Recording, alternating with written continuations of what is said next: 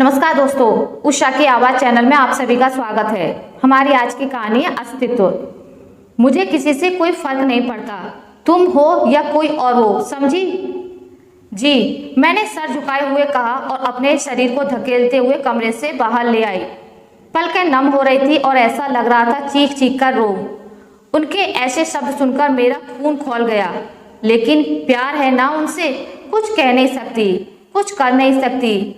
क्यों ऐसा होता है कि आप किसी को खुद से ज्यादा प्यार करते हैं और वो उस प्यार की इंसान की इज्जत नहीं करता?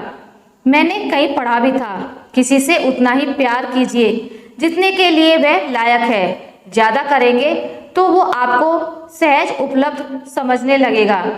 ऐसा ही तो मेरे साथ भी हुआ है। तरुण और मैं एक ही ऑफिस में काम करते हैं।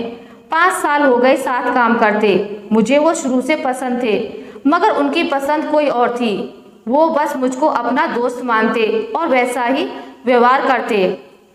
उनकी कॉलेज की समय की सहपाठी थी, जिनके साथ उन्होंने जीवन जीने की कस्में खाई थी। सब कुछ अच्छा चल रहा था, मगर एक बात पर बात बिगड़ गई। आजकल शादी के लिए जात पात तो इतना महत्व नहीं रखता, पर स्टेटस जरूर मायने रखता है। सो श्वेता के पिताजी, हाँ श्वेता नाम है उनकी चाहत का, उसने बोल दिया तरुण की नौकरी में कोई स्कोप नहीं है, सैलरी भी कम है और आगे बढ़ने की कोई उम्मीद भी नहीं है, इसलिए वो इस रिश्ते के लिए तैयार नहीं है। हालांकि ऐसा नहीं था, मगर नहीं कहने के लिए इससे ज्यादा अच्छा कारण उन्हें नहीं सूझा होगा। श्वेता भी चुपचाप रह गई। शायद पिता की नाराजगी और अच्छे भविष्य की चाह ने उसके पैर बांध दिए होंगे। पिछले 2 साल से मैं तरुण को संभाल रही हूँ। वो तो श्वेता की बात सुनकर शायद खुदकुशी भी कर लेते, मगर मैंने परछाई की तरह साथ निभाया। डिप्रेशन से बाहर आने में मदद की, काम में आने की हिम्मत दिलाई, सब किया, पर फिर भी वो जगह नहीं बना पाई जो श्वेता की थी। कोई किसी की जगह नहीं ले पाता। हाँ, अपनी जगह बना ले ये बात अलग है, पर किसी की जगह लेना संभव नहीं होता। तरुण तो जैसे ठान कर ही बैठे थे कि उन्हें श्वेता के अलावा किसी और से प्यार हो भी नहीं सकता।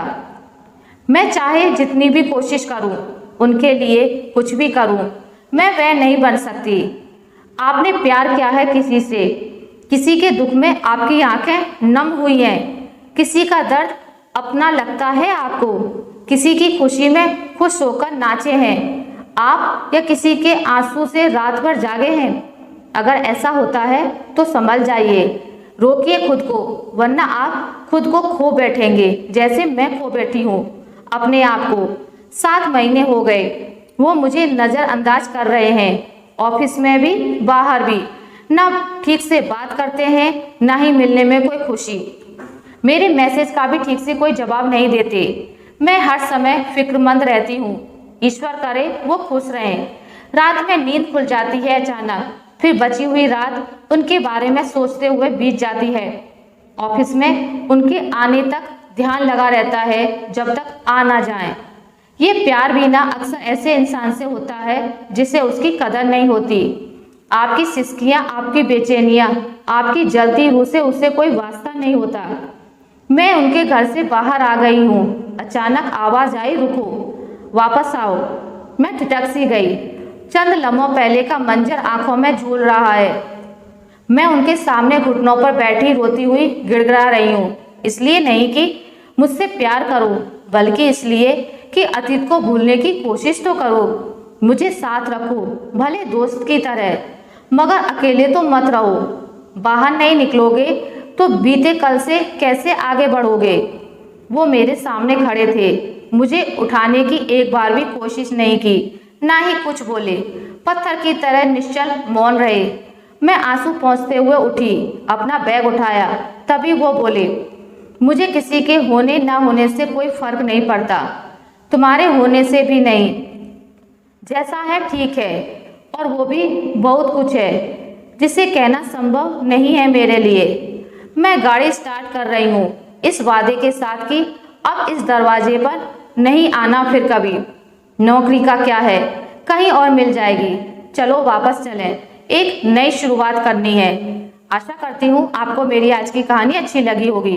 अगर आपको मेरी कहानी अच्छी लगी है तो इसे लाइक करें, ज़्यादा से ज़्यादा शेयर करें और अगर आप मेरे चैनल पर नए हैं तो इसे सब्सक्राइब करना ना भूलें। मिलते हैं एक नई कहानी के साथ, तब तक के लिए नमस्कार।